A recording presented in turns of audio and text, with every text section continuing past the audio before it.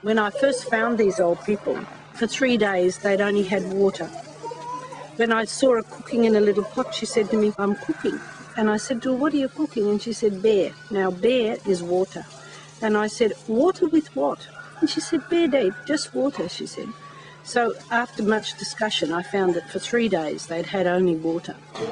So what we're trying to do is give her a bit better nutrition so it might help her, get well. Because she has no family, and once they get very old, you try climbing these hills to go up and plant, something to eat. Hey, Susan. Malirin.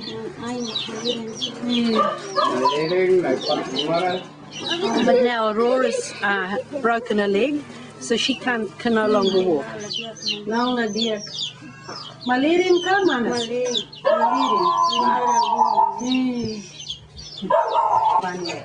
Agora vai nirahan matbisho hemurua.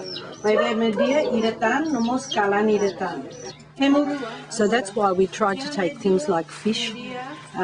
For a lot of the older people, we give them milk to try and build up. And from time to time, I bring frozen chickens, and they'll get a frozen chicken.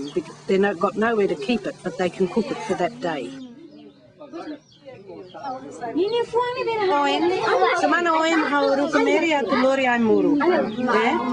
So many people, especially older people, their sons and families were killed through 24 years with Indonesia, and especially then in 99. So many of the old people survived because the Indonesians didn't worry so much about the old people.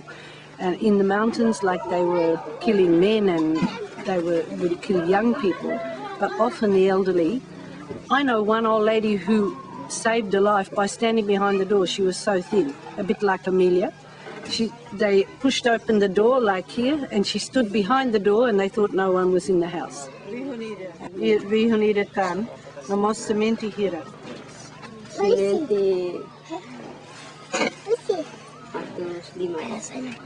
The life expectancy here is about 57. And so when you're 50, you look very old. I think it's just because of the lack of nutrition and the hard lifestyle that they've had to endure. Aurora's brother, he has times he suffers like a mental condition. It's probably from trauma, because they saw almost their entire family killed in one village.